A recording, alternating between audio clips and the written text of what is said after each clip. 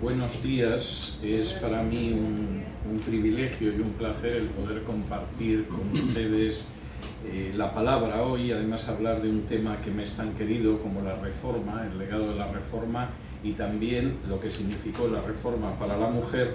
Voy a tener que pedir inicialmente de ustedes una cierta indulgencia porque me operaron hace unas semanas de la vista, lo cual quiere decir que tengo una vista totalmente desequilibrada, veo mal con un ojo y peor con el otro, y entonces a la hora de poder leer me encuentro con dificultades, pero creo que vamos a poder ir superando esto. Vamos a empezar con el legado de la Reforma y voy a intentar explicarles por qué se produjo una reforma hace ahora más de 500 años, en 1517 comenzó, y las consecuencias que eso tuvo para el género humano. En primer lugar, como señala el propio Nuevo Testamento, cuando Pablo en Hechos 20 se despide de los ancianos de esas iglesias que ha ido fundando en Mileto, él les anuncia que a finales de ese siglo, posiblemente incluso antes, se iba a producir una gran apostasía, y despidiéndose de esos hermanos les da el disgusto de decir que no lo van a volver a ver más, pero que además él sabe que hay gente de ahí mismo que se alzará y empezará a introducir doctrinas que son contrarias a lo que ha enseñado Pablo, a lo que hay en el Nuevo Testamento. Ese proceso de corrupción espiritual de alguna manera estalló todavía más en el siglo IV, cuando el emperador Constantino decidió que el cristianismo le iba a venir muy bien como cemento para apuntalar el edificio del Imperio Romano. Y en ese sentido, vamos a dar dinero a las iglesias para que construyan edificios que no han tenido durante 4 siglos, pero que ahora los van a tener. Vamos a invitar al Palacio Imperial a los pastores a los que se perseguía hasta hace 4 años, pero que ahora no se van a hacer fotos porque no existía la fotografía todavía, pero van a estar en los banquetes, les vamos a regalar cosas, y lo que muchos pensaron que era el inicio del triunfo del cristianismo, en realidad fue el inicio de una gran paganización del cristianismo. Esto no es una interpretación solo mía, les voy a leer la descripción que al respecto hace nada más y nada menos que un autor católico sobre lo que pasó en el siglo IV, y dice así: en el curso del siglo IV, 2 movimientos o desarrollos se extendieron por la faz de la cristiandad con una rapidez característica de la Iglesia. Uno ascético, el otro ritual o ceremonial. Se nos dice de varias maneras, en Eusebio, un autor del siglo IV, que Constantino, el emperador romano, a fin de recomendar la nueva religión a los paganos, transfirió a la misma los ornamentos externos a los que aquellos habían estado acostumbrados en su parte. No es necesario entrar en un tema con el que la diligencia de los escritores protestantes nos ha familiarizado a la mayoría de nosotros. El uso de templos, especialmente los dedicados a casos concretos y adornados en ocasiones con ramas de árboles, el incienso, las lámparas y velas, las ofrendas votivas al curarse de una enfermedad, el agua bendita, los asilos, los días y épocas sagradas, el uso de calendarios, las procesiones, las bendiciones de los campos, las vestiduras sacerdotales, la tonsura, el volverse hacia oriente, las imágenes en una fecha posterior, quizá el canto eclesiástico y el Kyrie eleison, son todos de origen pagano y santificados por su adopción en la Iglesia. Lo que dice Newman es tremendo. En el siglo IV, Constantino quería que la gente pudiera pasar del paganismo hacia el cristianismo, y se le ocurrió que la mejor forma era paganizar el cristianismo, de tal manera que los paganos que venían pues realmente no encontraran mucha diferencia. Es como si el pastor de su iglesia de pronto decidiera que para facilitar que los católicos acaben en esta iglesia podemos colocar una imagen de la Virgen ahí y podemos colocar otra imagen de San Francisco de Asís ahí, y en vez de predicar como predica de paisano, pues se va a poner una casulla encima y podríamos poner unas velas aquí delante, y la gente que venga de la Iglesia Católica casi no lo va a notar. Seguramente casi no lo va a notar porque va a entrar en algo tan pagano como el lugar del que procede. Y Newman dice, eso fue lo que pasó. Y a continuación dice, pero claro, todo eso quedó santificado porque entraba dentro del cristianismo. Eso es tan estúpido como para pretender que si arrojas un veneno en agua y el agua es un agua de manantial, el veneno se pone bien. No, el agua se envenena. Y si la bebes, te envenenas. Y a partir del siglo IV, ese fue un proceso que se fue extendiendo, contaminando totalmente a un cristianismo que estaba paganizándose día a día y que por supuesto podemos ver en algunas confesiones religiosas a día de hoy. Porque todo lo que cuenta aquí Newman no quedó solo en el paganismo que entró en el siglo IV, sino que fue aumentando en el curso de los siglos siguientes. Pero en 1517, por estas maneras en que actúa la providencia, se produjo algo notable. En realidad empezó todo en 1513. Un jovencito de 22 años, era bastante joven, que se llamaba Alberto de Brandeburgo y que era obispo de Magdeburgo en Alemania y administrador de la diócesis de Halberstadt, de pronto decidió que le gustaría ser también obispo de Maguncia. No tenía bastante con ser ya obispo de Magdeburgo y además administrador de la diócesis de Halberstadt, sino que había muerto el obispo de Maguncia, el primado de la iglesia alemana, y le apetecía con 22 años ocupar su puesto. Esto era muy importante no solo por el poder eclesiástico, sino por el poder político. Los alemanes desde la Edad Media habían llegado a la conclusión de que el emperador tenía que ser electivo, el hijo del emperador no pasaba a ser el emperador, porque quizá el padre era inteligente, pero el hijo podía ser un estúpido y era una desgracia que se convirtiera en emperador, y entonces había que elegir al emperador. Pero el emperador no lo elegía el pueblo. El pueblo lo engañas con cualquier cosa, hay mucha gente inculta, analfabetos, ¿cómo van a elegir al emperador? Y había un grupo de solo 7 personas que elegían al emperador, entre ellos el obispo de Maguncia.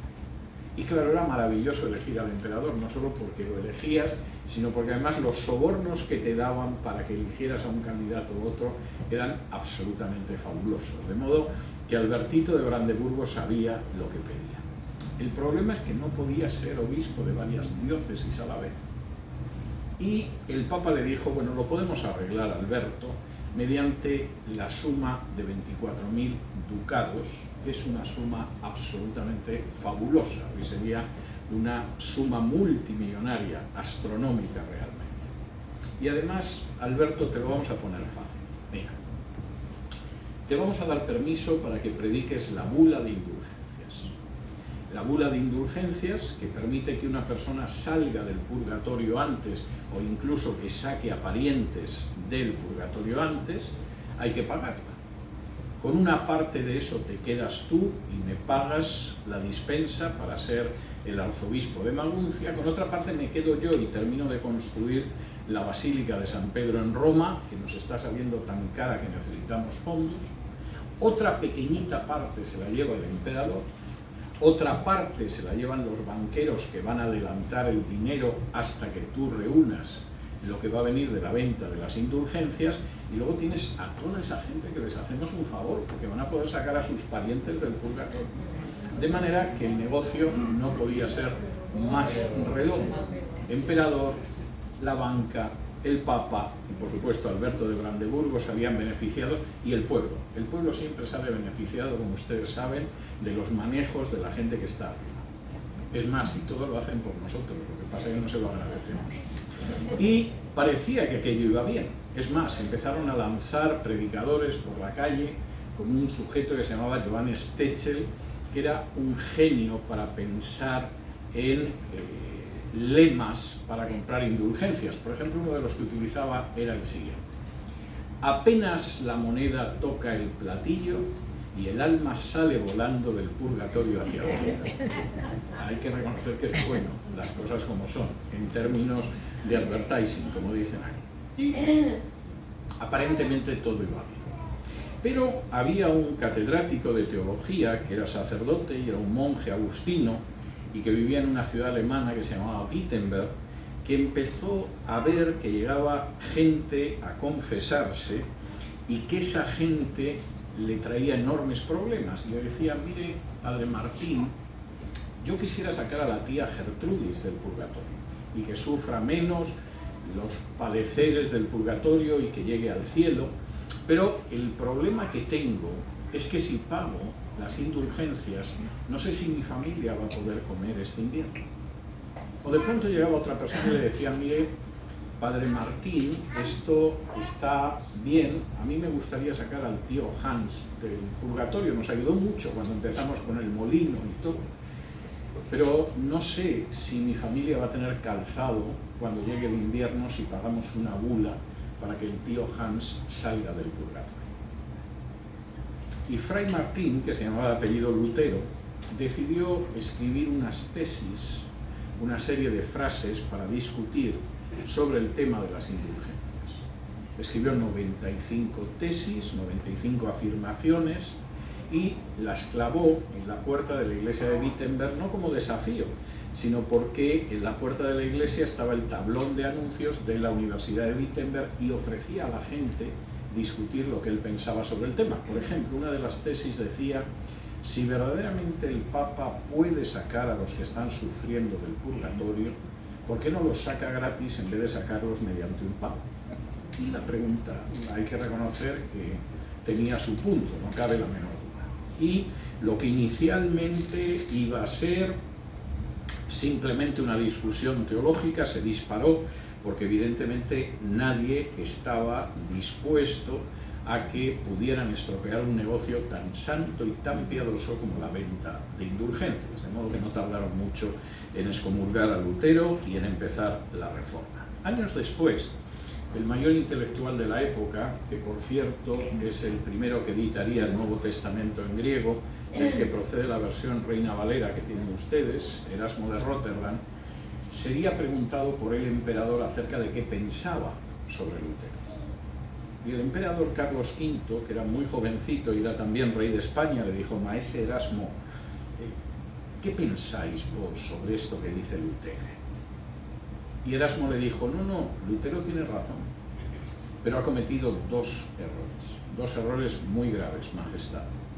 Se ha metido con la panza de los frailes y con la tiara de los obispos.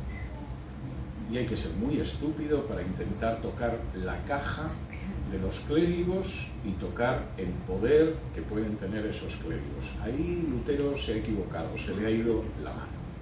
Pero la Reforma tuvo inmediatamente unas consecuencias tremendas porque implicó un mensaje de libertad que, por supuesto, inicialmente era solo espiritual.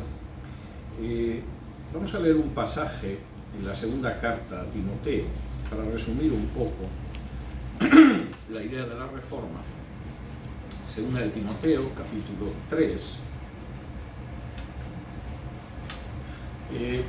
La segunda carta de Timoteo es una carta enormemente importante, es la última carta que escribió Pablo, posiblemente a unos días, quizá unas horas de que lo ejecutaran, es una especie de testamento vital, y la escribe a Timoteo, que era su discípulo más cercano, para que sepa lo que atenerse, porque además la persecución ya está viéndose en el horizonte. Y dice así en la segunda carta a Timoteo, capítulo 3 y versículos del 12 en adelante. Y también todos los que quieren vivir piadosamente en Cristo Jesús padecerán persecución. Primera cuestión, Timoteo, que tienes que saber.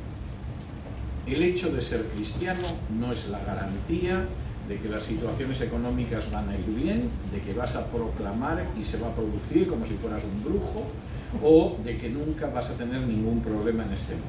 No. Todos los que quieran vivir piadosamente en Cristo Jesús padecerán persecución, en mayor o menor medida. A veces puede ser el desprecio de tus parientes, a veces puede ser problemas en el trabajo, a veces puede tratarse de un gobierno opresor, pero lo primero que tienes que saber, Timoteo, es que todos los que quieran vivir piadosamente en Cristo Jesús padecerán persecución. Segundo, mas los malos hombres y los engañadores irán de mal en peor, engañando y siendo engañados. Segundo, Timoteo, la gente que engaña espiritualmente, en términos generales, no va a mejorar, van a ir de mal en peor. Va a haber un momento en que ni siquiera ya van a distinguir lo verdadero de lo falso. Sus propias mentiras no solo engañarán a otros, sino que se engañarán ellos. Te dirán que son el vicario de Cristo o que son un apóstol o cosas por el estilo, y los muy tontos se lo creerán, porque cada vez irán de mal en peor, no solo engañando a otros, sino engañándose a sí mismos. Y parece que en ese momento, Timoteo hubiera dicho, bueno, Pablo, ¿y entonces qué hacemos? Porque el panorama es tremendo. Si todos los que quieren vivir piadosamente en Cristo Jesús van a pasar por persecución, y los hombres malos y embusteros cada vez van a engañar más, y va a haber un momento en que se van a engañar a sí mismos y ya no van a distinguir lo verdadero de lo falso, ¿qué hacemos? Y la respuesta de Pablo es la misma respuesta de la Reforma, versículos del 14 en adelante. Pero persiste tú en lo que has aprendido y te persuadiste, sabiendo de quién has aprendido, y que desde la niñez has sabido las sagradas escrituras, las cuales te pueden hacer sabio para la salvación por la fe que es en Cristo Jesús. Toda la escritura es inspirada por Dios y útil para enseñar, para redarguir, para corregir, para instruir en justicia, a fin de que el hombre de Dios sea perfecto, enteramente preparado para toda buena obra. Primero, Timoteo, sola escritura. En lo que te tienes que fijar no es en el magisterio de los obispos, en lo que diga el Papa o en la tradición. Aférrate a la Escritura, porque efectivamente la Escritura está inspirada por Dios. Pablo le podía haber dicho, recuerda la tradición apostólica, lo que dijo en un momento Pedro, aférrate a Pedro, que no sé si sabes que es la piedra sobre la que se construye la iglesia. No hay una sola palabra de eso. Primero, Timoteo, sola escritura. El anuncio de la Reforma, como el de Pablo, es un mensaje de libertad. Es la liberación de la tradición y de las enseñanzas que son meramente de hombres, porque nos aferramos única y exclusivamente a la Escritura. Segundo, Timoteo, esa Escritura te va a mostrar que la salvación es por la fe que es en Cristo Jesús. La Biblia no dice que la salvación viene por los sacramentos, viene por ritos, viene por dar dinero, viene por comprar indulgencias, viene por realizar obras. La salvación, Timoteo, es por la fe que es en Cristo Jesús. Y en este sentido, el mensaje de la Reforma era un mensaje de libertad. Sola gracia o sola fide. Tu salvación no va a venir por someterte a una jerarquía eclesiástica, por realizar ritos, por someterte a ceremonias, por recibir sacramentos o por ser un esclavo de ese poder papal. La salvación es solo a través de la fe en Cristo Jesús. Y era un mensaje de terrible libertad. Tercero, y esto es muy importante, Pablo no menciona, aparte de a Cristo, a ningún otro ser que medie en nuestra salvación. No hay ninguna mención a la Madre de Jesús, no en la segunda de Timoteo, en ni una sola de las cartas de Pablo. Era un pésimo católico, Pablo. Como yo le oí decir una vez a un sacerdote, el problema con Pablo es que es el santo de los protestantes. Y evidentemente la idea es clara, es muy claro, solo Cristo. Y la Reforma implicó un mensaje de libertad tremendo. Liberaos de las tradiciones del paganismo acumulado durante siglos, de enseñanzas de hombres, porque solo la Escritura te puede sacar de esa situación. Liberaos de toda esa constelación de seres a los que rendís culto, a los que vais a ver para hacerles ofrendas, a cuyas peregrinaciones os apuntáis, porque solamente hay una salvación a través de la fe en Cristo Jesús. Y además recordar algo que es muy importante, la salvación es una salvación por gracia y por fe. Sola Escritura, sola gracia, solo Cristo. Y en ese sentido la Reforma implicaba un mensaje de enorme libertad, y de enorme libertad además después de siglos de paganismo y de esclavitud espiritual. Pero la Reforma, como implicó regresar a la Biblia, no solamente implicaba una visión distinta de la teología, sino que implicaba una visión totalmente distinta de la vida y de cómo tenemos que vivir la vida. Y eso implicó también una diferencia enorme entre las naciones donde arraigó la Reforma y donde no arraigó. Permítanme que dé algunas pinceladas de lo que significó la Reforma y el legado, la herencia de la Reforma para culturas y naciones completas. Por ejemplo, la visión del trabajo. El mundo católico de la Contrarreforma tenía una visión negativa del trabajo. El trabajo, a fin de cuentas, no es nada más que una consecuencia de la caída de Adán. Nuestro primer padre fue expulsado del paraíso y de paso que lo expulsaban del paraíso ya le dijeron que tendría que ganarse el pan con el sudor de su frente y desgraciadamente el trabajo es un castigo y como todos los castigos, cuanto más lejos estemos de él, mejor. Hay todo un sector de la literatura española verdaderamente genial desde un punto de vista literario, terrible desde un punto de vista moral, que es la literatura picaresca, donde el pícaro se dedica a estudiar sobre todo la manera de no trabajar. Y hay algo inteligente especialmente en esa forma de ver las cosas del mundo católico. La Reforma recuperó la visión del trabajo que aparece en la Biblia y que había sido rota precisamente en el momento en que el paganismo entró de manera masiva en el siglo IV en el seno del cristianismo. Eusebio, al que mencionábamos antes, decía lo siguiente ya en el siglo IV. Dos formas de vida fueron dadas por la ley de Cristo a su iglesia. Una es sobrenatural y sobrepasa la forma de vida común. Completa y permanentemente se separa de la vida común y ordinaria de la humanidad y se dedica al servicio de Dios solo. Esa es la forma perfecta de vida cristiana. Y la otra, más humilde, más humana, permite a los hombres dedicarse a la agricultura, al comercio y a otros intereses más seculares, igual que a la religión, y se le atribuye una especie de piedad de segunda clase. De manera que en nuestro mundo cristiano, aquellos que se dedican exclusivamente a la religión son los super top, y los que por el contrario, pueden ser religiosos pero se ganan la vida, según palabras de Eusebio, tienen una piedad de segunda clase.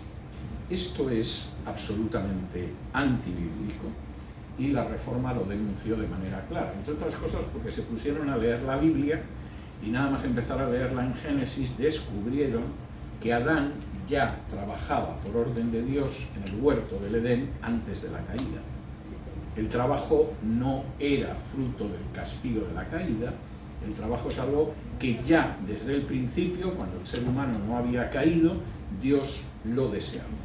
Ahora, fíjense lo que eso significaba para los reformadores. Voy a darles alguna pinceladita sobre ello. Lutero, escribiendo en su comentario a Génesis 13:13 sobre las tareas de la casa, que parece que son las más humildes y las menos consideradas, decía: no tienen apariencia de santidad, y sin embargo, esas obras relacionadas con las tareas domésticas son más deseables que todas las obras de todos los monjes y monjas.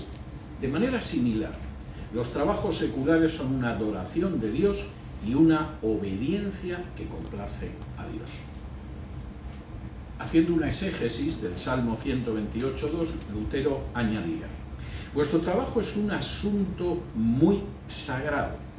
Dios se deleita en él y a través de él desea conceder su bendición sobre vosotros. El trabajo no es una piedad de segunda clase. El trabajo es algo sagrado, es algo importante y es algo que Dios utiliza como un canal de bendición. Calvino, escribiendo en un comentario a Lucas 10:38, decía lo siguiente: es un error el afirmar que aquellos que huyen de los asuntos del mundo y se dedican a la contemplación están llevando una vida angélica. No, estás en un ministerio por ahí arriba, más cerca de Dios. No.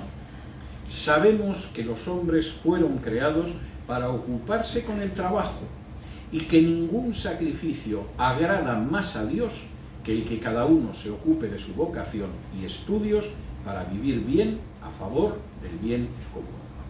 Y en este sentido, la recuperación del trabajo era una recuperación clarísima.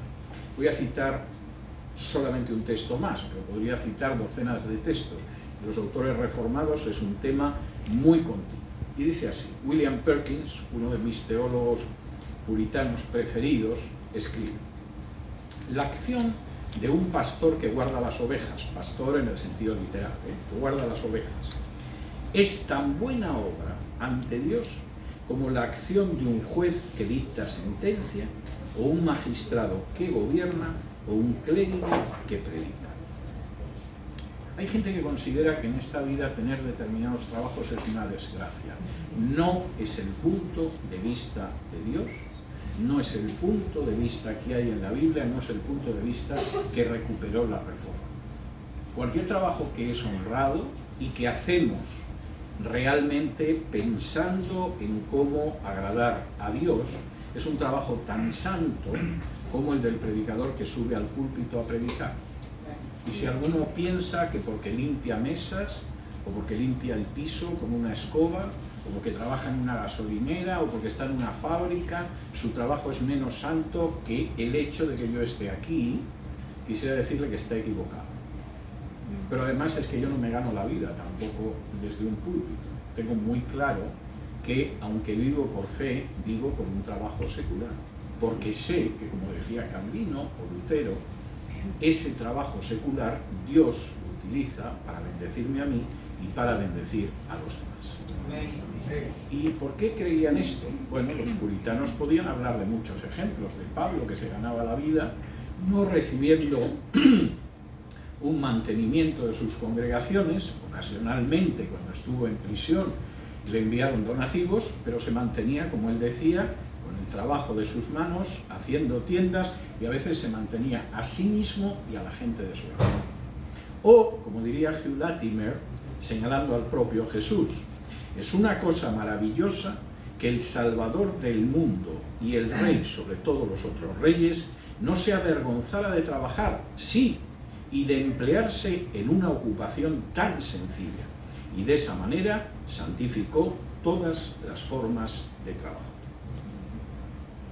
Esto es una forma de ver el trabajo. ¿Cómo se vería el trabajo en el mundo católico?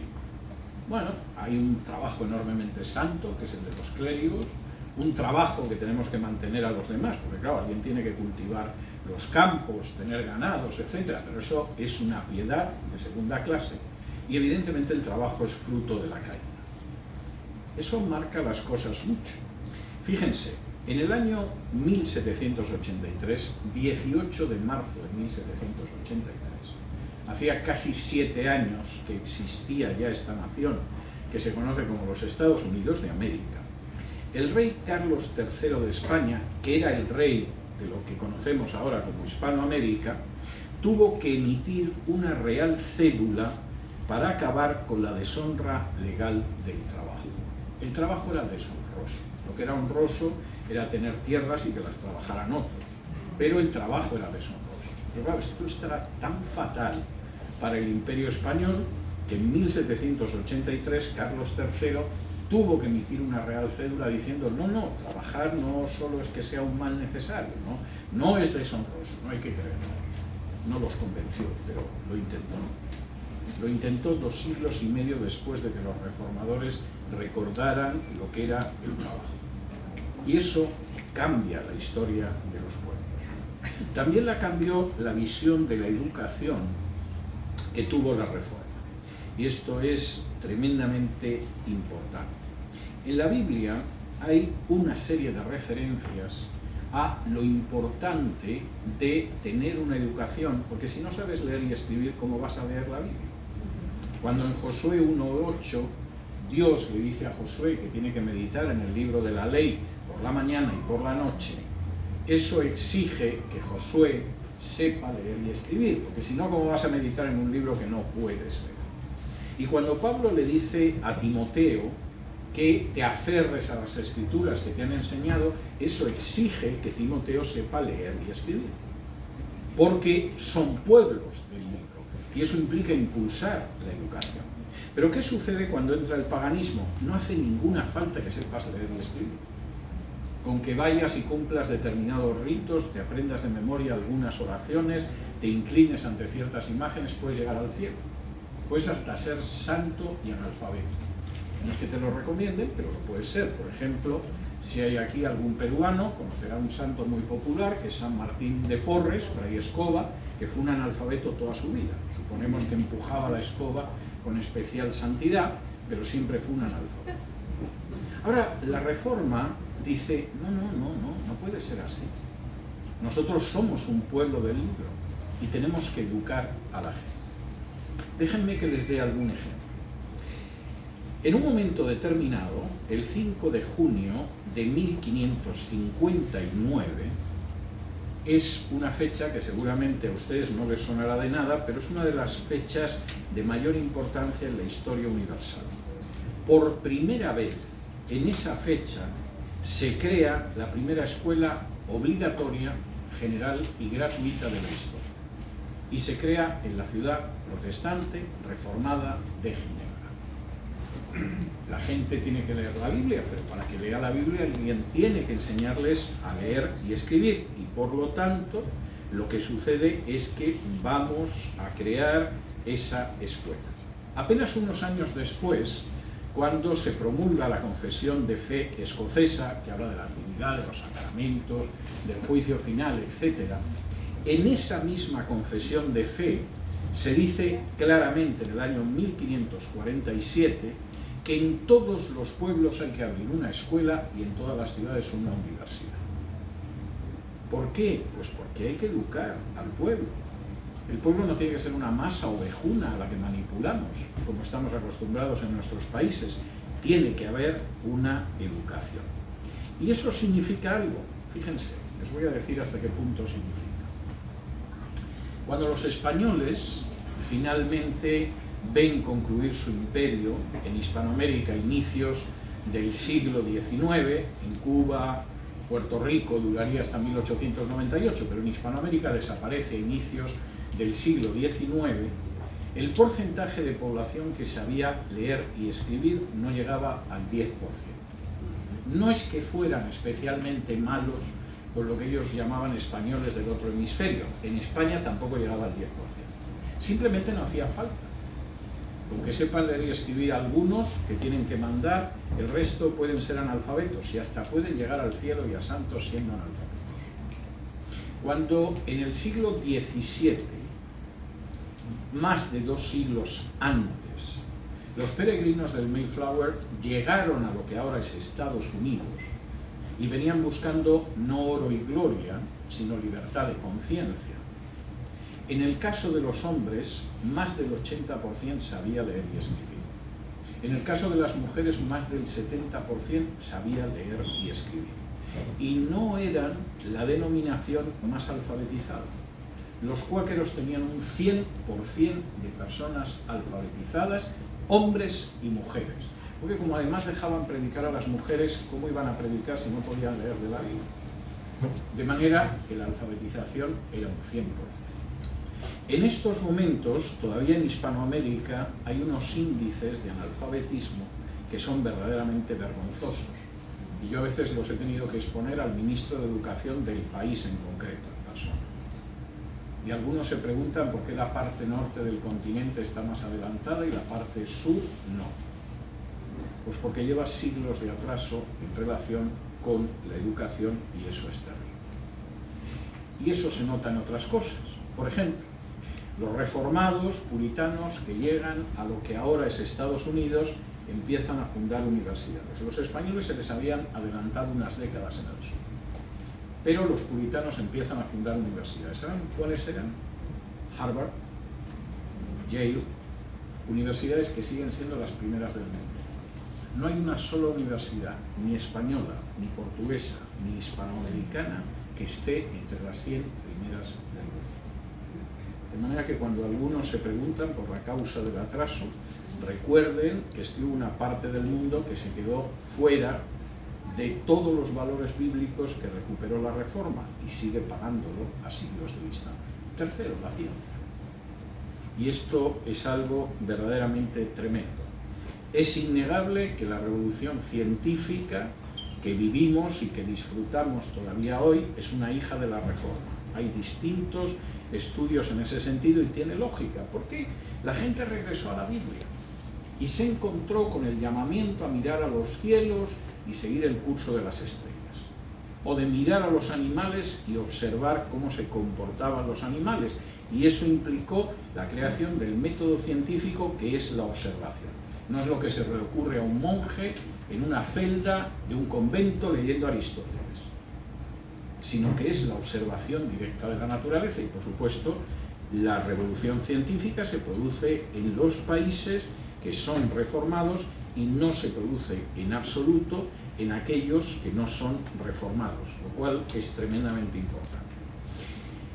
Podríamos estar hablando horas solo de los científicos evangélicos, desde Francis Bacon, que en el siglo XVI inventó el método científico, a Kepler, que era un piadosísimo luterano que revolucionó las matemáticas y la astronomía, trabajando sobre la luz y las leyes del movimiento planetario alrededor del Sol, o Robert Boyle, que se estudiaba todavía cuando yo estudiaba el bachillerato en física, por la ley de Boyle, o John Ray, que fue botánico, zoólogo, pero que también se dedicaba a la apologética cristiana, o Isaac Barrow, que es el creador de la óptica moderna, o Isaac Newton, que fue el científico más importante de la historia y que escribía también sobre teología cristiana y comentaba libros, o como Leeuwenhoek, que fue el descubridor de las bacterias, o como los dos piadosos creyentes holandeses que inventaron con muy poquitos años de diferencia el microscopio y el telescopio y nos permitieron llegar al microuniverso y al macrouniverso. Nada de eso sucedía en los países católicos, porque no se había impulsado la educación y no se había producido un regreso a la Biblia para observar la naturaleza, y por lo tanto la revolución científica no existió. Y uno dirá, eso fue hace mucho tiempo. No, no lo crean. Permítanme que les dé un ejemplo. Un investigador del Banco Mundial, que se llamaba John Halley, realizó un estudio sobre el trasfondo espiritual de los premios Nobel. De los premios Nobel serios, los de ciencias. No incluyó el de literatura, porque un año a lo mejor se lo dan a Solzhenitsyn y otro año se lo dan a Bob Dylan, y los premios de la paz, que ha habido años que se los han dado a terroristas, sino que realmente se limitó a los premios de ciencias. Desde el año 1901 al año 1990, el 86% de esos premios Nobel eran o evangélicos o judíos, el 86%.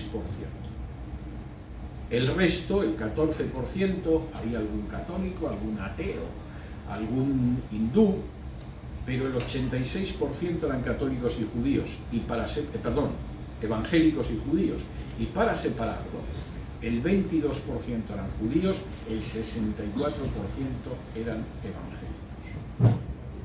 ¿Saben ustedes cuántos premios Nobel proceden de los países latinos en este sentido? España tiene 2 de medicina y uno de ellos de un español que ya era ciudadano americano. Argentina tiene 2. No hay más premios Nobel de ciencias en todo nuestro mundo hispanoparlante. A fin de cuentas, nunca pasamos la reforma, nunca tuvimos una revolución educativa, no tuvimos una revolución científica, y algunos se extrañan de que sigamos atrasados en relación con el vecino del norte.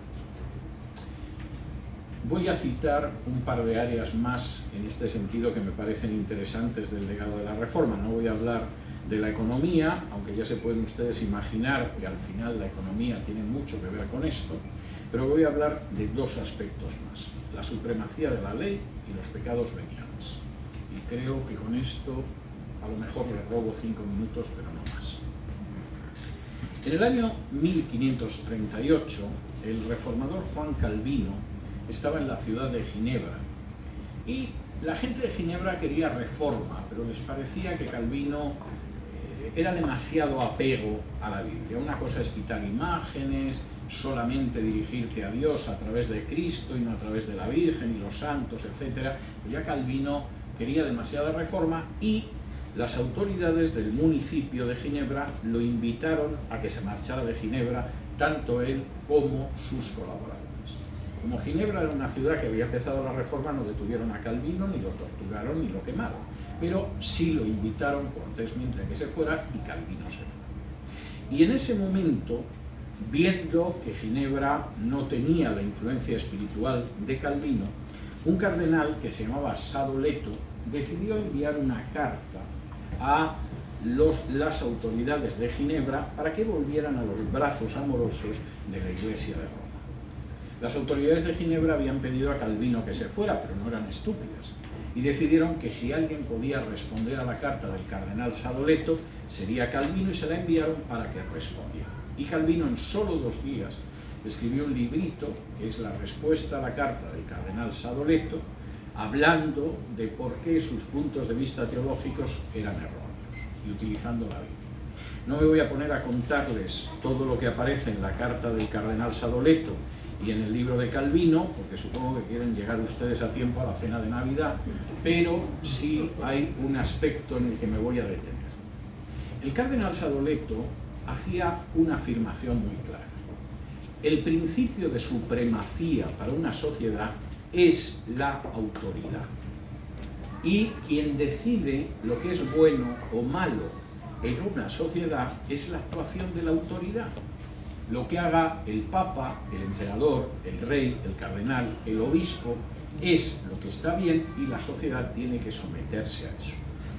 La respuesta de Calvino era que la supremacía estaba en la ley y que la ley está por encima también de los dirigentes espirituales y políticos. Y si alguien no acepta la supremacía de la ley y se coloca por encima, es una autoridad ilegítima.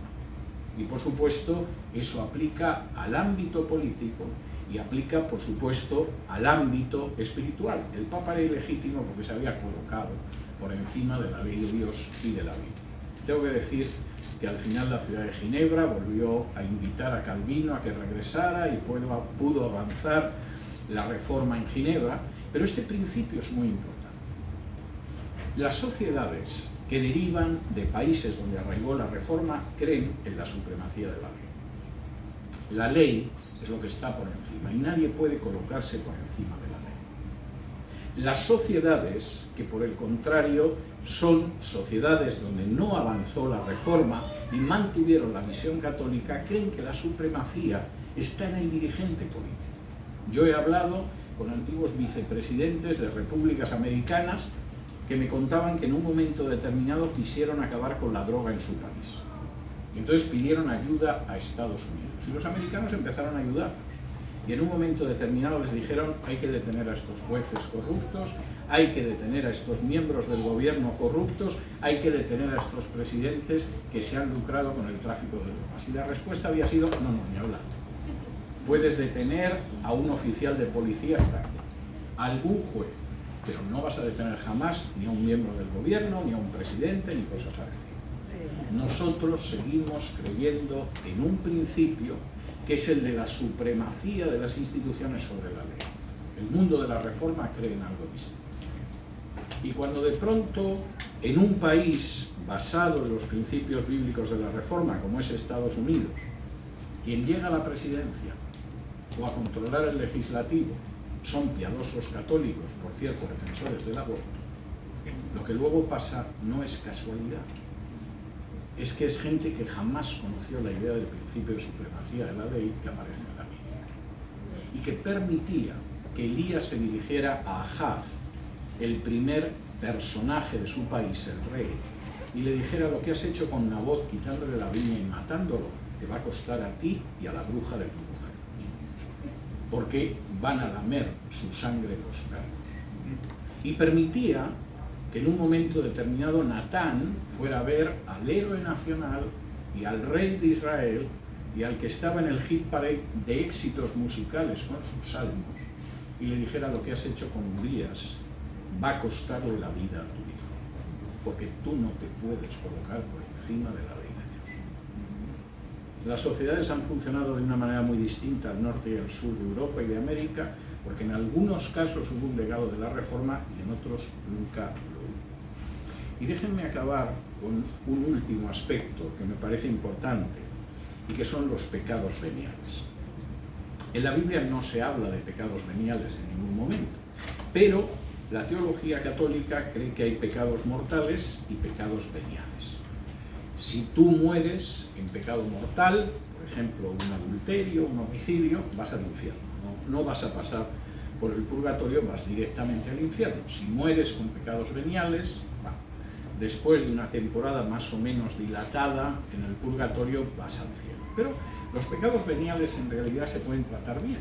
Por ejemplo, con determinadas ceremonias y actos te los puedes quitar de encima. Por ejemplo, si tú entras en la iglesia y te santiguas con agua bendita, los pecados veniales desaparecen. Yo recuerdo haber trabajado para un catedrático en España hace más de 40 años, que decía que él siempre que entraba en la iglesia se santiguaba, y los pecados veniales se van y quién sabe si se llevan también algún mortal.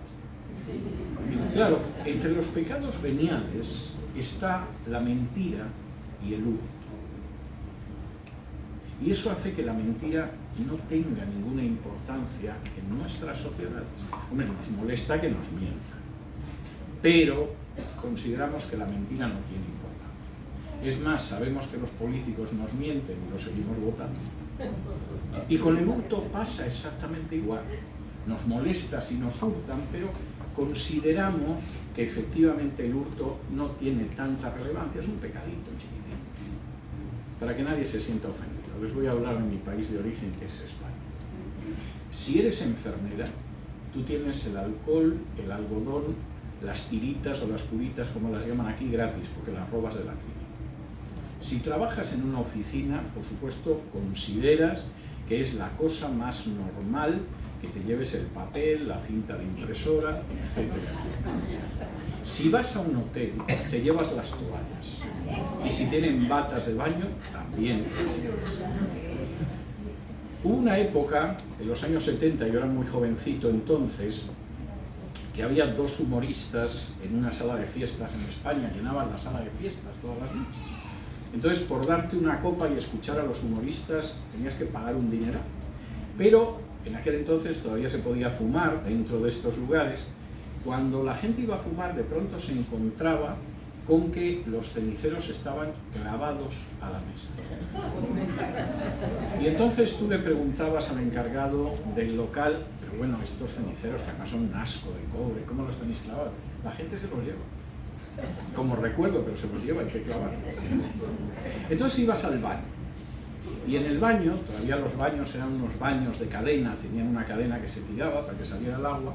En vez de la cadena había una cuerda asquerosa y tú decías, pero hombre, por Dios, con lo que cuesta el venir aquí a escuchar a los humoristas y tenéis una cuerda. Y es que se llevan las cadenas. ¿Para qué querrían tener la cadena en su casa, de un baño, de una sala de fiesta? Bien, la suma de la mentira y del hurto se llama corrupción. Y algunos todavía se sorprenden de la corrupción impresionante que hay en el sur de Europa o de la corrupción impresionante que hay al sur del Río Grande. Si son pecados veniales. Si una enfermera se lleva una botellita de alcohol, un concejal se lleva un soborno, el alcalde se lleva un edificio y nadie quiere pensar lo que se puede llevar el presidente. A fin de cuentas, es la herencia de la contrarreforma. Yo recuerdo, voy a acabar con esto, yo recuerdo un humorista, yo lo entrevisté en alguna ocasión, era muy buen actor, pero yo creo que se ganaba la vida a veces siendo humorista, porque tenía más éxito como humorista que como actor, que hará unos 40 años desarrollaba una serie de sketches de distintos personajes. Y eran muy graciosos, porque contaba la vida del personaje, no era grosero, no decía malas palabras, pero sí era muy ingenioso y era muy gracioso. Y había uno de los sketches en que echaba mano del micrófono al final, inclinaba piadosamente la cabeza para dirigirse a Dios y le decía: Señor, no me des, pero ponme donde haya. Hay toda una filosofía en eso. Todos nos reímos, pero sabemos que es verdad. Y al final, el legado de la reforma, aunque lo hayamos visto a vuelo de pájaro, es un legado tremendamente importante porque implicó volver a la Biblia. Primero liberó a la gente de la esclavitud de las tradiciones y de las enseñanzas humanas, colocando en el centro otra vez las escrituras. Liberó a la gente de la enorme esclavitud de ritos y de ceremonias que no conducían a nada y que venían del paganismo, para enfocar y colocar en el centro el mensaje de la salvación por la fe en el sacrificio de Cristo. Y sobre todo trajo una enorme libertad espiritual cuando quitó toda la carga de paganismo de esa religión medieval para colocar en el centro a Cristo como nuestro único Señor y Salvador. Pero la Reforma no solo tuvo un legado espiritual, porque la Biblia no solo habla de la salvación, o de cómo ir al cielo, o de la segunda venida de Cristo, sino que la Biblia está llena de enseñanzas prácticas. Y al recuperar el mensaje de la Biblia en esas sociedades que a veces eran mucho más pobres que el Imperio Español, que era el más rico de la época, porque controlaba las Indias, en esas sociedades se aprendió lo que era el trabajo en un sentido bíblico. Y se aprendió la importancia de la educación.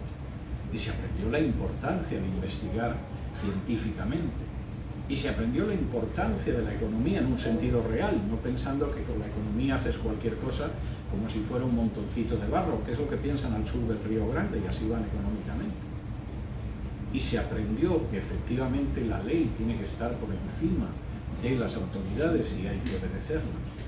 Y se aprendió que conductas tan negativas como la mentira y el hurto, en absoluto son conductas de poca importancia y pecados veniales, sino que esas conductas pudren desde la raíz el desarrollo de una sociedad. Y cuando en alguna ocasión alguno se pregunte, pero bueno, ¿cómo es posible que determinados países tan ricos, sin embargo, hayan tenido una experiencia histórica tan trágica? Ustedes tienen parte de la clave, y es el hecho de que jamás en esos países se vivió de acuerdo a los principios bíblicos que recuperó la Reforma. Muchísimas gracias, que Dios los bendiga, y los emplazo a la siguiente exposición, que será sobre la mujer y la Reforma. En esta segunda exposición, en un tema especialmente delicado, al que yo le he dedicado un capítulo en mi libro del legado de la Reforma, pero que siempre me quedó la impresión de que era un capítulo demasiado breve. El tema merecía un libro especial, que es este libro de la mujer y la Reforma, y es cómo la Reforma cambió totalmente la visión, la consideración, la concepción de la mujer. Quisiera aclarar que el mundo en el que surgió el cristianismo en el siglo I no era un mundo especialmente amable para las mujeres, ni mucho menos. Yo miraba antes dónde está el agua. Mira, ya está ahí, ya está. Culpaba mi operación de la vista de no verla, pero no, es que no estaba. Bien, gracias. En ese mundo del siglo I, la situación de la mujer era una situación no solo de inferioridad, sino de además de un ser que no tenía la menor relevancia. El mundo en el que surgió el cristianismo tenía sectores que no le importaban a nadie. Y daba lo mismo que fueran bárbaros, es decir, no romanos, que fueran esclavos, que fueran ancianos o que fueran mujeres. Es muy significativo cuando uno conoce esto, el ver la cantidad de esclavos, de mujeres, de gente de esta condición que aparecen, sin embargo, en el Nuevo Testamento. Por ejemplo, yo concluí ayer un curso que estuve dando sobre las cartas de la cautividad de Pablo. Uno se harta de ver nombres de mujeres, de ver referencias a esclavos, etc. Y bueno, como generalmente no conocemos el contexto, el trasfondo histórico de los libros de la Biblia, nos parece que esto es tan normal, pero esto era muy provocativo, alguno diría que muy revolucionario, y era muy desagradable en esa sociedad. Los cristianos se juntaban con gente que realmente no es donde a mí me gustaría ir a reunirme. Y en el caso de las mujeres, la cultura que respetaba más a las mujeres era la cultura judía, pero los judíos piadosos comenzaban el día dando gracias a Dios porque no eran ni gentiles, ni asnos, ni mujeres. Lo cual, si esta era la cultura más respetuosa, uno se preguntaría cómo era la que no lo era. Bueno, la que no lo era que era la cultura clásica, que tenía aportes culturales maravillosos y de la que yo soy un gran admirador. Sin embargo, era terrible para la mujer. Por ejemplo, tener un hijo varón era algo deseado. Tener una hija hembra era una desgracia. Tener una segunda hija hembra era algo que prácticamente resultaba imposible. Se mataba a la niña o se la abandonaba nada más nacer, porque ya cargar con una hija era malo, pero cargar con dos ya había que ser muy imbécil.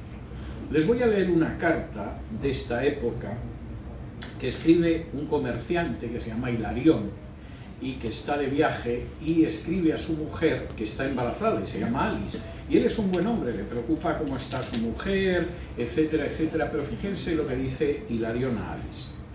Sabe que estoy aún en Alejandría y no te preocupes si todos regresan y yo me quedo en Alejandría. Te ruego que cuides de nuestro hijito y tan pronto como me paguen te haré llegar el dinero. Como ven ustedes, un padre de familia bueno, que no te preocupes si yo llego más tarde, no me pasa nada, cuida de nuestro hijito, en fin, en cuanto que tenga dinero yo te lo mando, cariño, Alice, no te preocupes. Continúa la carta así. Si das a luz, consérvalo si es varón, y si es hembra, desembarázate de ella. Me has escrito que no te olvide. ¿Cómo iba a olvidarte? Te suplico que no te preocupes. De manera que Hilarión era un buen padre de familia y un buen esposo. Te recuerdo todos los días, cariño. ¿Cómo no podría recordarte? En cuanto que me llegue el dinero, te lo mando. Cuida de nuestro hijito. Hasta ahí es fantástico. Pero en medio de la carta aparece algo tremendo. Cuando des a luz, si es un niño lo conservas, y si es una niña, desházte de un buen esposo y padre de familia. Esto era así, de tal manera que, por ejemplo, en excavaciones que se han realizado en poblaciones del Imperio Romano, las alcantarillas aparecen llenas de fetos o llenas de recién nacidos, pero en su inmensa mayoría son niñas. Es decir, la manera de desembarazarte del niño era el aborto, pero generalmente esperaban a tener el niño porque era más seguro, y el niño lo tirabas a una alcantarilla o lo abandonabas. En su inmensa mayoría los abandonados eran niñas. Todavía si era un niño se lo pensaban, si era una niña se deshacían de ella. Eso significa que a pesar de que las pirámides de población, el porcentaje de población, siempre da un número mayor de mujeres que de hombres, la naturaleza es muy sabia y las mujeres aguantan mejor las enfermedades, y al principio más o menos el número de hombres y de mujeres es igual, pero a medida que vamos avanzando hay más ancianas que ancianos, han sobrevivido mejor que los varones por una serie de circunstancias. En la población del Imperio Romano sucedía todo lo contrario.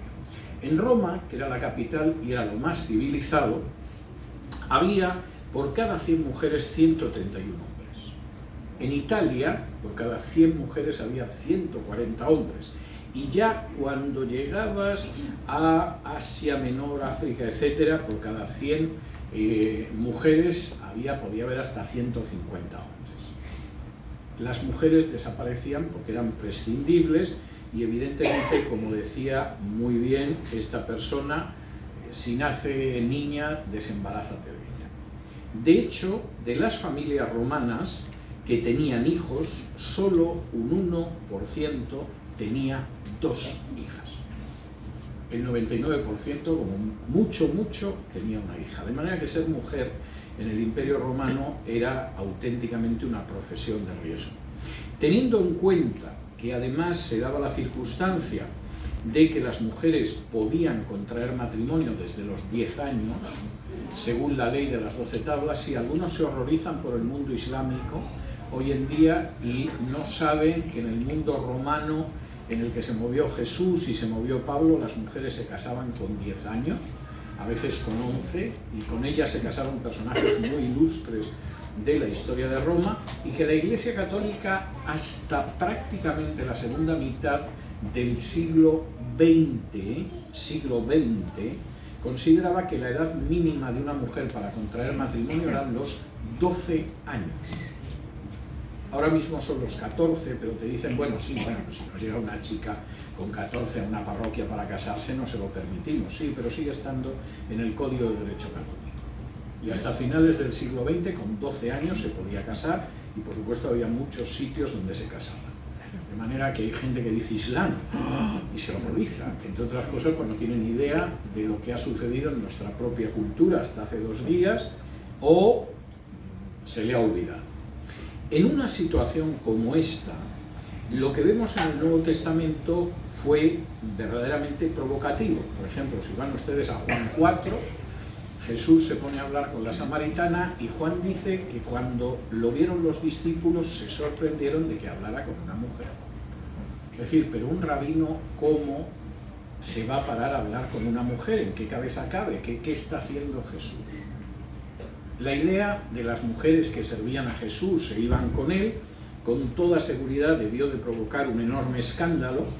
Y yo me imagino que cuando Pablo escribió en Gálatas 3, y versículos 27 y 28, que en Cristo no hay varón ni hembra, ni existe judío ni griego, ni esclavo ni libre, hubo gente que dijo, el Pablo este es un alucinado. Empezó diciendo que se le aparecía a Jesús y ahora se dedica a disparatar. Esto no cabe en cabeza humana. Y a nosotros nos parece normal, porque no conocemos generalmente el contexto histórico. Pablo, al que se suele acusar de ser machista, pero cualquiera que vaya al capítulo 16 de la Carta a los Romanos, cuando Pablo se despide de colaboradores, de amigos, etc., prácticamente el 50% son mujeres.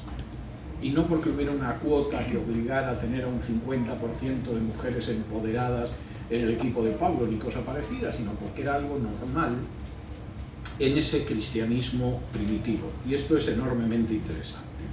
Por añadidura, a los cristianos había cosas que no les gustaban. Por ejemplo, consideraban que el adulterio del hombre y de la mujer estaba mal. No que el adulterio de la mujer estaba mal, pero el del hombre, pues a fin de cuentas, era una faltilla. Los cristianos no consideraban que estaba bien abortar o abandonar a un recién nacido, aunque fuera una mujer.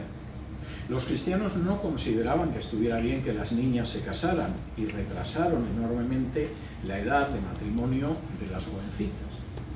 De manera que el cristianismo de los primeros siglos efectivamente era un cristianismo que hizo muchísimo bien por las mujeres, aunque los romanos estaban sorprendidos. Por ejemplo, el 48% de las mujeres que se casaban y eran cristianas, el 48% tenía más de 18 años.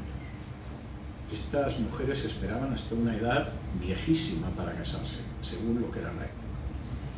De manera que el cristianismo, en ese sentido, implicó desde las enseñanzas y la práctica de Jesús y de los apóstoles un cambio tremendo en relación con lo que era el mundo de la época. Pero, como ustedes saben, los que han estado en la primera exposición, el cristianismo a partir de finales del siglo I se fue corrompiendo. En el siglo IV se produjo una entrada masiva de la cosmovisión pagana dentro del cristianismo que perdura en algunas confesiones religiosas, y junto con otros elementos paganos el cristianismo tragó toda la misoginia, todo el desprecio hacia las mujeres que había en el paganismo. Por supuesto, cada vez que en el cristianismo se filtra algo que no es cristiano, siempre hay teólogos que lo elaboran para que parezca que es cristiano. Por ejemplo, Clemente de Alejandría, que es uno de los grandes teólogos del siglo II ya, escribiendo acerca de las mujeres, por ejemplo, afirmaba lo siguiente: le es vergonzoso a una mujer pensar sobre la naturaleza que tiene, porque, como añadía Clemente, toda mujer debería enrojecer de vergüenza solo de pensar que es mujer. No está mal para un padre de la Iglesia que efectivamente tuviera la idea de que es que, vamos, cualquier mujer que piense que es mujer se le tiene que caer la cara de vergüenza y debería enrojecer solamente de pensar que es mujer. Esto planteaba problemas. Por ejemplo, en los textos en los que dice que los apóstoles iban con su esposa, salvo Pablo, que no estaba casado, ¿qué hacemos con ellos? Y entonces Clemente decía, pero es que no eran esposas, era la criada. El apóstol necesitaba que alguien le atendiera la casa y lo que iba era una criada, era una sirvienta doméstica, no era una mujer. Los cristianos vamos en otro sentido. Tertuliano, que es otro teólogo de los siglos segundo y tercero, además enormemente importante, hace algunas afirmaciones sobre las mujeres verdaderamente deliciosas. Dice así: ¿y no sabes que eres una Eva? La sentencia de Dios sobre tu sexo sigue perdurando en esta era. Necesariamente la culpa debe también perdurar. Tú eres la puerta del demonio. No está mal la definición de la mujer como la puerta del demonio por el teólogo más importante de la época, y queda lo peor por venir, de modo que sosíguense. Y además Tertuliano añadía no solamente que la mujer era la puerta del demonio, esa es una frase que hizo fortuna y luego la fueron repitiendo durante siglos, no crean que Tertuliano fue una excepción, sino que además él añadía que la mujer es peligrosa para los que la miran. A mí, cuando uno encuentra tanto peligro en las mujeres, acabo pensando que el peligro está en la persona que encuentra el peligro, pero no deja de ser una opinión personal. En cualquier caso, para Tertuliano, eso era lo que sucedía en el caso de las mujeres. La mujer era la puerta del diablo o la puerta del demonio, y esto se volvería a repetir bastante tiempo después. Ya en el siglo IV-V, después de la entrada masiva del paganismo, quizá el teólogo más importante de la época en Oriente, en la Europa oriental, que era Juan Crisóstomo, hacía la siguiente definición de la mujer. La mujer no es otra cosa salvo una enemiga de la amistad, un castigo inevitable, un mal necesario, una tentación natural, una calamidad deseable, un peligro doméstico, un detrimento agradable, una naturaleza burda pintada con hermosos colores. Es decir, la mujer es una desgracia, el problema es que no podemos vivir sin ella. Es el mal, como dice aquí, la tentación natural, el mal necesario, la calamidad deseable, etcétera, etcétera, etcétera. Es algo verdaderamente tremendo. No crean que es lo peor que escribió. Por ejemplo, en un discurso suyo sobre Génesis dice lo siguiente: entre todos los animales salvajes no se puede encontrar uno tan dañino como la mujer.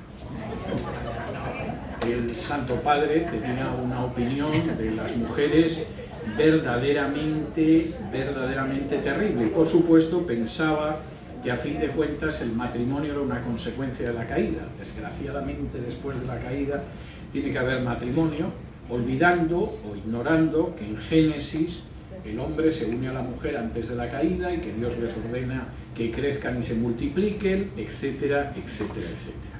Posiblemente la palma del campeonato de estas barbaridades la tenga San Agustín. San Agustín, que sigue siendo un teólogo del que se suele hablar elogiosamente, y que yo suelo comprobar una vez tras otra que los que te hablan de lo maravilloso que es San Agustín no lo han leído jamás, empezando por los católicos. Es algo tremendo. Yo incluso he llegado a escuchar a gente diciendo, como dice San Agustín, y a continuación da su opinión sobre cualquier pavada. O sea, hasta las cosas que pudo escribir San Agustín, que tenían un cierto sesgo positivo, hasta esas las ignora. Pero él tenía una opinión de la mujer muy mala. Tengo que decir que Agustín tuvo una vida bastante promiscua. En su juventud vivió con una muchacha sin casarse durante bastantes años, fundamentalmente porque era de una clase social inferior y a su mamá no le hubiera gustado que de contraer matrimonio se hubiera casado con una chica de clase social inferior, y en un momento determinado la abandonó y se dedicó a escribir teología. Y tengo que decir que algunas de sus obras teológicas son interesantes, pero su punto de vista sobre la mujer o el matrimonio es verdaderamente repugnante y antibíblico. Por ejemplo, en La ciudad de Dios, que posiblemente es la obra más importante de San Agustín, dice lo siguiente: no logro ver qué utilidad puede tener la mujer para el hombre si se excluye la función de concebir hijos. Es decir, verdaderamente las mujeres, que alguien tiene que tener hijos, y afortunadamente los tienen las mujeres, pero más allá de eso, mira que lo pienso, no le veo una sola utilidad a la mujer. Sería teólogo, pero era muy bruto. No solamente esto, sino que además, en realidad, tenemos hijos como los tenemos porque hubo caída. Es decir, si nuestros primeros padres no hubieran pecado, habrían tenido hijos de alguna otra manera sin coito físico. Y se queda absolutamente tan fresco después de decir esto. No solo eso, las relaciones sexuales dentro del matrimonio son un pecado, pero son un pecado leve. De nuevo, escribiendo en un libro que se llama El bien del matrimonio, y que uno acaba de leer el libro y dice, bueno, ¿y exactamente cuál es el bien del matrimonio? No contraer matrimonio, será. En ese libro afirma San Agustín: en el matrimonio, las relaciones sexuales con el propósito de la procreación no implican falta, pero si la causa es la satisfacción del deseo, siempre que sea con la esposa, a causa de la fidelidad conyugal, es un pecado venial, mientras que el adulterio o la fornicación son pecados mortales. Y así, la abstención de toda relación sexual es ciertamente mejor que las relaciones sexuales en el matrimonio, que tienen lugar con la finalidad de tener hijos. Esto se da de bofetadas con lo que aparece en la Biblia, no solo en el Cantar de los Cantares, sino en las cartas de Pablo, hablando de que, por el contrario, si una pareja en el matrimonio decide no tener relaciones sexuales para orar, no lo alarguéis mucho, porque eso coloca las cosas en una situación peligrosa, etcétera, etcétera. Este es un mundo totalmente pagano, aunque el autor efectivamente fuera un autor que era cristiano. Fíjense en la siguiente afirmación, deliciosa como todas las suyas, de San Agustín, comentando el Génesis. Si la mujer no fue creada para ayudar al hombre en la generación de los hijos, ¿para qué ayuda fue creada? No fue para trabajar la tierra, pues aún no existía trabajo que necesitara ayuda. Y si necesitaba ayuda, mejor le hubiera sido la de un varón. Esto mismo puede decirse del solar, si tal vez la soledad le apesadumbrase. Pues cuánto más conveniente no es para convivir y hablar la reunión de dos amigos que la compañía del hombre y de la mujer. La mujer está en este mundo porque alguien tiene que parir, porque cualquiera sabe que para divertirse un hombre se lo pasa muchísimo mejor con un amigote. Esto seguramente Agustín lo decía por experiencia propia, pero evidentemente es tremendo. Y acaba este delicioso párrafo San Agustín diciendo: por lo tanto, no encuentro para qué ayuda del hombre fue hecha la mujer si prescindimos del motivo de dar a luz a los hijos. Es fantástico.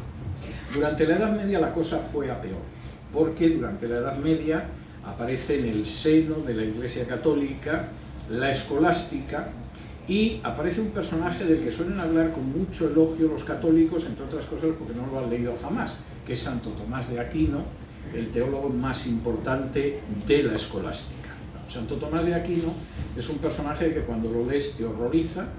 Si conoces la filosofía de la época, sabes que se limitó a malcopiar a un filósofo árabe-español que se llamaba Ibn Rushd, Averroes. No tuvo una idea original en su vida, Santo Tomás de Aquino, y cuando se pone a discurrir supuestamente sobre cuestiones teológicas, lo mismo te dice que la esclavitud entre los hombres es natural, que te da unas descripciones de las mujeres maravillosas. Por ejemplo, en su Suma Teológica, que es la obra más importante, define a la mujer como un ser endeble y defectuoso. ¿Y por qué la mujer es un ser endeble y defectuoso y no lo es el varón? Pues fíjense que la explicación es tremenda. Considerada en relación con la naturaleza particular, la mujer es algo imperfecto y ocasional, porque la potencia activa que reside en el semen del varón tiende a producir algo semejante a sí mismo en el género masculino. Que nazca mujer se debe a la debilidad de la potencia activa, o bien a la mala disposición de la materia, o también a algún cambio producido por un agente extrínseco, por ejemplo, los vientos australes, que son menos. De modo que ya lo saben ustedes, si han nacido como mujeres, lo cual es una inmensa desgracia, porque son la puerta del demonio y todas estas lindezas que hemos oído, se debe a que el semen de sus padres era defectuoso. Si el semen de su padre hubiera sido un semen como Dios manda, serían hombres. Pero, como era un semen defectuoso, son mujeres, según Tomás de Aquino. Aunque a lo mejor el semen no era tan malo, no acusen a papá, pero soplaba un viento húmedo, y eso hace que cuando se produce la concepción, en vez de nacer un hombre, que es lo normal, lo que nazca sea una mujer.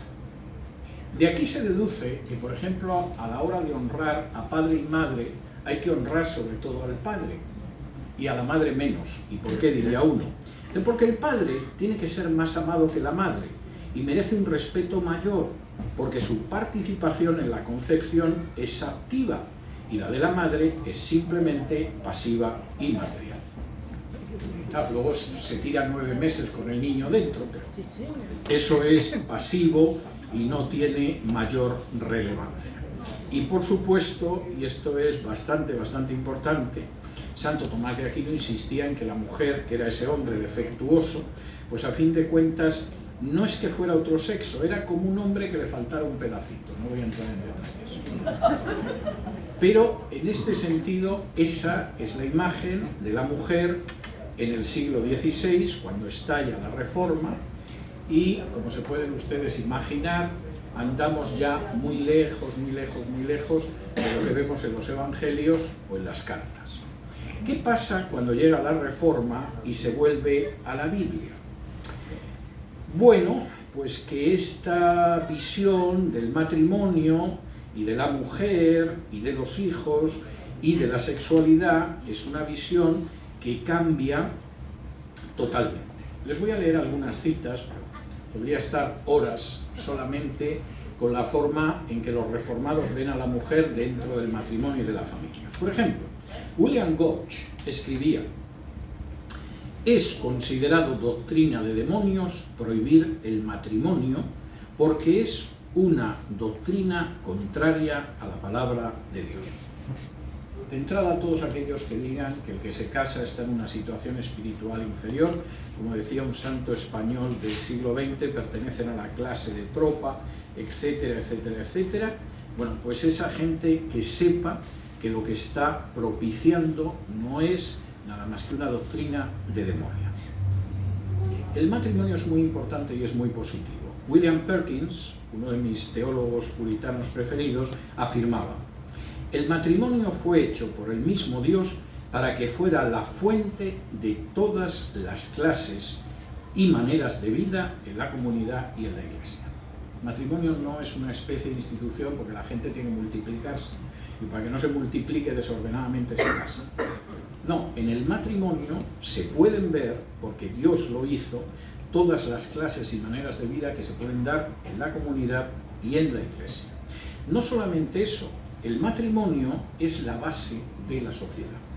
Cotton Mather, un puritano americano, escribía la siguiente: las familias que se atienen a un buen orden producen un buen orden en otras sociedades. Cuando las familias se encuentran sometidas a una mala disciplina, todas las demás sociedades padecerán una mala disciplina. Es decir, en absoluto, el matrimonio es solo el lugar para seguir reproduciéndonos. El matrimonio en realidad es la base de lo que va a ser la sociedad. Y si ese matrimonio y esa familia funciona bien, la sociedad funcionará bien. Y si funciona mal, dará una sociedad como la sociedad en la que vivimos. De manera que esto es bastante claro. Isaac Ambrose señalaba que cuando un hombre y una mujer se unen, tienen la tarea de erigir y establecer el glorioso reino de Cristo en su casa. El matrimonio no solamente es porque, claro, de vez en cuando necesitamos acostarnos con alguien y cometer un pecado solo venial, sino que hay algo tremendamente hermoso en esa unión del matrimonio. No solamente eso, es que además el matrimonio, lejos de abrir la puerta a la mujer como un mal necesario, es la bendición que nos permite tener compañerismo. William Ames, al definir el matrimonio, decía que era la institución de Dios que establece el compañerismo individual de esposo y esposa. El matrimonio tiene muchas cosas buenas, pero una de ellas es el compañerismo. No estamos solos en este mundo, sino que por el contrario contamos con un compañero para toda la vida. Robert Bolton, en contra de lo que podía pensar San Agustín de Hipona o Santo Tomás de Aquino, decía que los maridos tenían que recordar algo. La esposa tiene un alma tan noble como la de él mismo, porque las almas no tienen sexo. Y esto era algo que los maridos tenían que recordar. Las mujeres no están en una situación de inferioridad o por debajo, de menor importancia. En realidad su nobleza es tan grande como la de los propios esposos, y las almas, a fin de cuentas, por si alguien no se ha enterado, no tienen sexo. ¿Y qué pasa con ese mandato de que la esposa esté sujeta al marido? Pues ciertamente la Biblia dice que la esposa debería reconocer a su marido como cabeza. Y, por ejemplo, un teólogo puritano, Thomas Gattaker, dedicó un libro que se llamaba La buena esposa a este tema, en el que decía lo siguiente acerca de la mujer. La definía así: una ayuda o una asistente, no solo una pareja, sino una ayudadora, no solo una compañera, sino también una asistente. No es alguien inferior, es alguien que es compañera, que es ayudadora, que es asistente. ¿Y cómo es posible que una mujer pueda desempeñar eso? Pues Samuel Torshaw, otro de los teólogos puritanos, daba la razón. Las mujeres son capaces de los logros más elevados y de la mayor gloria a la que pueda avanzar un hombre. Y en este sentido era bastante claro. Bueno, ¿y el hecho de que la mujer esté sujeta al marido significa que a todo tiene que decir amén? No, significa que está sujeta al marido, pero que sabe cómo abordar las diferencias de una manera cristiana. Samuel Willard decía lo siguiente: el marido y la mujer deberían elegir el momento más adecuado para reprenderse el uno al otro por cosas que exige su amor y el deber. Se trata de escoger el momento más adecuado. Cuando el niño acaba de romper un jarrón chino sin tener ni idea de que es un jarrón chino, no es el momento para decir esto pasa porque tú no lo educas y no me sorprende conociendo a tu madre. Bien, todo eso puede que sea verdad, pero evidentemente hay que escoger el momento más oportuno, como dice aquí, tal y como exige el amor y el deber. ¿Qué pasa con el sexo? Pues la verdad es que los puritanos, en contra de lo que se suele pensar acerca de los puritanos, tenían una visión extremadamente positiva del sexo. De nuevo, permítanme que les cite solamente algún pasaje a vuelo de pluma. Calvino, comentando la primera carta a los Corintios, decía que el sexo matrimonial es una cosa que es pura, honrosa y santa, porque es una institución pura de Dios. No es algo limitado a tener hijos, no es algo que si no hay hijos es un pecado de carácter venial, sino que es algo magnífico que Dios ha creado. Gouch añadiría además que las relaciones sexuales son uno de los actos más apropiados y esenciales del matrimonio. Y precisamente porque son uno de los actos más apropiados y esenciales del matrimonio, las parejas casadas tendrían que tener relaciones sexuales, escuchen, con buena voluntad y deleite, voluntaria, dispuesta y alegremente. Es algo tremendo. ¿Y esto por qué? Fíjense en lo que dice al respecto Alexander Nichols, hablando del matrimonio. Y dice que en el matrimonio no solo te unes a ti mismo con un amigo y un consuelo para comunidad, sino también con un compañero para el placer. El matrimonio es algo tremendamente hermoso que deriva de Dios y en el cual tienes un amigo o una amiga, un consuelo en las dificultades, una comunidad, pero también un compañero o una compañera para el placer. Esto está a años luz de las monstruosidades de la teología católica y es algo bastante claro. Como decía John Milton, el atacar el matrimonio, el considerarlo inferior, eso es propio de algunas sectas filosóficas de las antiguas religiones y de los papistas, lo cual era bastante cierto. Comentando sobre el Cantar de los Cantares, Milton, que es posiblemente el primer gran poeta nacional inglés y era puritano, escribía lo siguiente: el sapientísimo Salomón, entre sus proverbios más graves, realiza la semblanza de una clase de encanto en el disfrute de los placeres conyugales. Y en el Cantar de los Cantares canta un millar de arrobos entre aquellos que se aman en el más allá del disfrute carnal. Por estos ejemplos, y más que podrían ser citados, podemos imaginar con cuánta indulgencia Dios ha realizado una provisión contra la soledad del hombre. El hombre está solo, como dice el libro de Génesis, no es bueno que el hombre esté solo, y Dios crea a la mujer, y ahí hay compañía, hay comunión, hay ayuda, hay consuelo y hay placer sexual. No solamente eso, Cotton Mather, bueno, luego hay que leer lo que esta gente decía de sus esposas, pero por ejemplo Cotton Mather, uno de los primeros teólogos americanos, un puritano de la Nueva Inglaterra, decía esto de su mujer: es una criatura más que digna de amor y un don tan grande del cielo para mí y los míos, el sentimiento que me provoca, hace que me disuelva en lágrimas de alegría.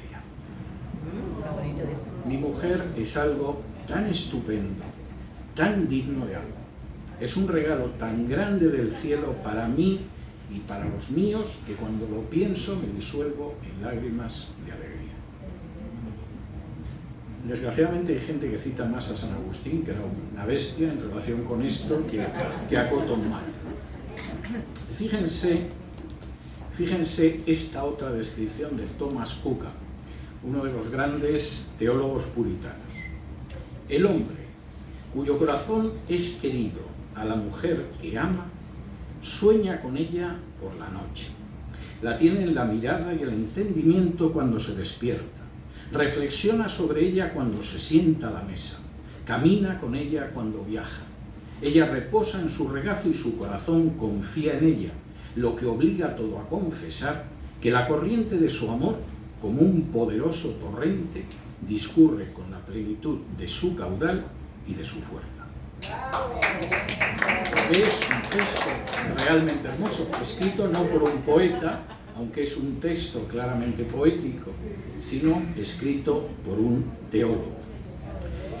Daniel Rogers, otro de los teólogos puritanos, decía que su esposa era una amiga y que la consideraba cercana a la paz del amor con Dios, el mayor contento bajo el sol. Posiblemente el mayor contento sobre el sol, evidentemente, es el Señor, pero el mayor contento bajo el sol es mi esposa. Y, por ejemplo, Cliva, censurando esa visión negativa de la Edad Media sobre la mujer, decía: Dios mismo llama a la esposa ayuda y no un impedimento o un mal necesario, como algunos dicen insensatamente.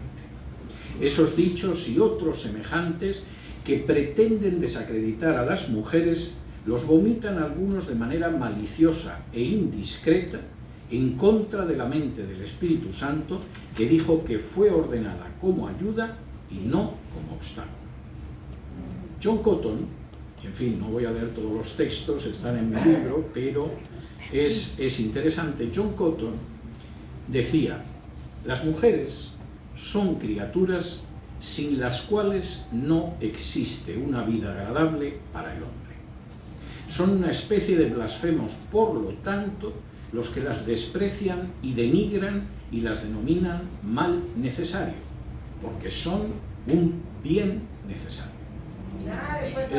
Esto es una visión muy claramente bíblica, no la de los padres de la Iglesia o otros parecidos. Y en fin, podría mencionar muchas más referencias, pero ciertamente la Reforma vuelve a la Biblia, lee la Biblia, medita en la Biblia, estudia la Biblia, reflexiona en la Biblia, y la visión que tiene de la mujer, de la familia, del matrimonio, de la sexualidad, no se parece nada a la teología tremendamente paganizada de la Iglesia Católica durante la Edad Media. Esto tuvo otras consecuencias, porque claro, evidentemente esta es la construcción, pero esto tuvo otras consecuencias, como es, por ejemplo, el hecho de que la mujer vuelve a aparecer en la historia del cristianismo. Durante la Edad Media hay alguna santa por ahí perdida, generalmente eran reinas o nobles, que, bueno, puedes decir que había mujeres en el seno de la Iglesia Católica, sin duda la había y seguramente era la mayoría, pero con la Reforma,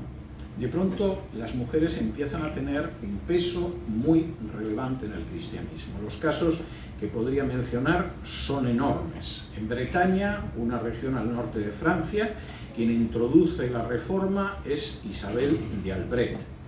En el caso de la Navarra francesa, el Béarn, quien difunde la Reforma y además empieza a impulsar la traducción de la Biblia, es Juana de Albret, quien en un momento determinado tiene hasta que defender la villa protestante de La Rochela. Después de que muere el general que la defiende, es otra mujer que se llama Catalina de Parthenay. E incluso hay una ópera muy bonita que se llama Los Puritanos y Puritani. Los que sean aficionados a la ópera la conocerán, los que no nos resonará de nada, donde se cuenta una bellísima historia de amor de una muchacha evangélica con un católico al que conduce a la fe de la Biblia, y que precisamente es un personaje real que se llamaba Claudia de Chastel. La mujer entra, pero entra de una manera tremenda. Por ejemplo, mujeres que van a tener una enorme importancia en el avance de la Reforma. En España va a ser una Francisca Hernández, va a ser una Marina de Guevara, va a ser una María de Cazalla, que forman círculos donde se difunde la Biblia, se distribuyen las escrituras. En Dinamarca va a ser Anna Hardenberg o va a ser Birgit Höse. En Noruega va a ser Anna Pedersdotter. En Suecia va a estar Catalina Jagellonica. En Portugal va a ser Luisa Sigea. Las hubo en Escocia, las hubo en Inglaterra, las hubo en Polonia, las hubo en Hungría, las hubo en Bohemia. De pronto las mujeres aparecen en la historia y aparecen siendo canales de difusión del Evangelio. Y por cierto, en algunos casos también en este país, como algunas de las historias que yo cito en el libro, el caso de Jarina Lee, que nació en 1783 en Cape May, en Nueva Jersey, que era negra, aunque era libre, y que se convirtió en una de las predicadoras, escandalícense ustedes, más importantes de su época. Por cierto, a pesar de ser mujer y además negra, en tan solo un año viajó 2.325 millas, en una época en que no había ni automóviles ni aviones, predicando 178 veces en ese año. No está mal, no está mal.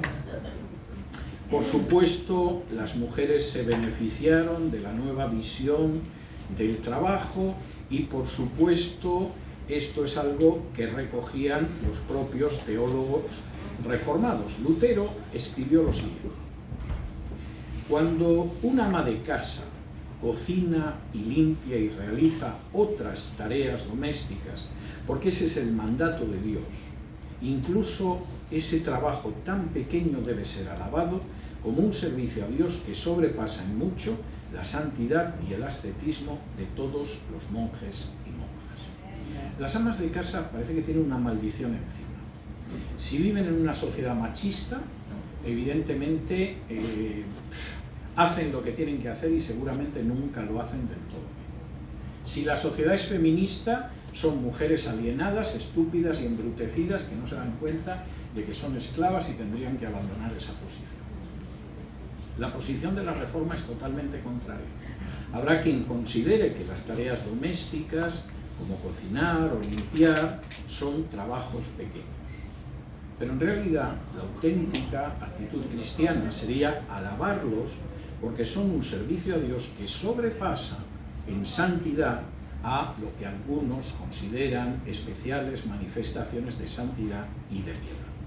Y en este sentido, por supuesto, evidentemente hubo una recuperación absoluta de la visión del trabajo, incluido para la mujer, y por supuesto también de lo que sería la educación. No me voy a detener en la educación, pero sí quisiera mencionar algo acerca del arte, porque me parece muy importante. Cuando la Reforma estalla en Europa, el arte es un arte fundamentalmente eclesiástico y monárquico. No es popular, ni es tampoco bíblico. Los temas que uno ve en el arte, en la escultura, en la arquitectura, en la pintura, o son santos, santas y vírgenes, ocasionalmente alguna escena de los evangelios, claro, pero en términos generales es algo eclesial y por supuesto los personajes que aparecen son nobles, son reyes, son emperadores o son papas. La Reforma coloca al hombre y a la mujer llano dentro del arte. Y esto ahora nos parece normal, pero no era normal en el siglo XVI. Ninguno de nosotros aparecería, pero de pronto, como la Reforma, como vimos en la exposición anterior, ha cambiado la visión de la gente, Rembrandt, que es mi pintor favorito y que era un convencido protestante, puede pintar una lección de anatomía. ¿Pero quién puede pintar a unos médicos diseccionando un cadáver? Rembrandt. Porque la ciencia es importante.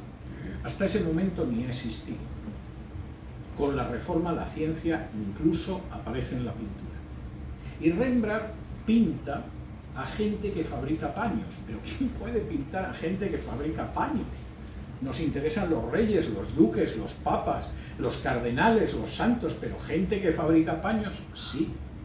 Porque el trabajo es una forma de bendición de Dios y tiene que aparecer también en el arte.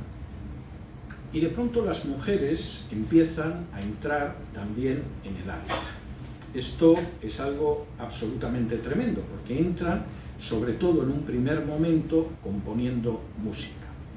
Salterios protestantes como los de Ginebra, Lausanne, Basilea y Milhaus están compuestos en buena medida por mujeres como Claudia Goudimel o Claudia Lejeune. Y en algún caso, y esto es algo verdaderamente impresionante, esas mujeres tienen un peso en la música tremendo, verdaderamente tremendo. Les podría citar muchísimas autoras, pero solo por decirles una de ellas, Fanny Crosby, que es un personaje muy interesante. Seguramente ustedes han oído un himno que se llama en inglés Blessed Assurance y en español es Grata Certeza. Grata certeza, soy de Jesús. Bien, es uno de los himnos de Fanny Crosby. Fanny Crosby quedó ciega a las 6 semanas de nacer.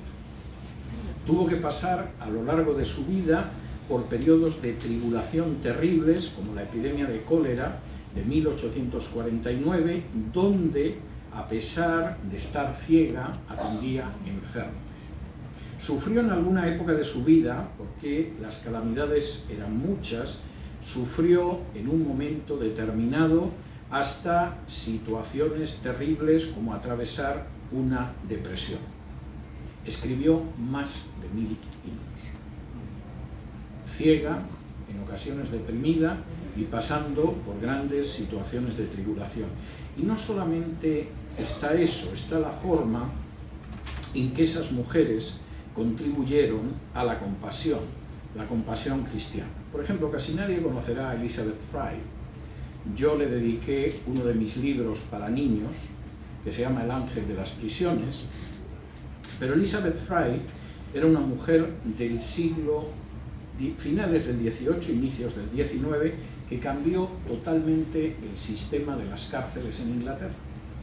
Empezó visitando prisiones de mujeres, se quedó horrorizada ante las condiciones en que vivían las mujeres que estaban en prisión y sus hijos, y fundó la Asociación para la Reforma de las Presas Femeninas. Llegó a comparecer ante el Parlamento para decir cómo tenía que cambiarse el sistema penitenciario, y en un momento determinado la misma reina de Inglaterra apoyaba a Elizabeth Fry para acabar con las condiciones vergonzosas de las cárceles. En buena medida, la gran reforma penitenciaria de la historia de la humanidad se debe a una cristiana que se llamaba Elizabeth Fry. Igual que hubo mujeres muy importantes en la lucha contra la esclavitud, y mujeres muy importantes que en esa compasión, por ejemplo, combatieron la trata de blancas o defendieron la igualdad de derechos entre hombres y mujeres o fundaron, al lado de su marido, el Ejército de Salvación.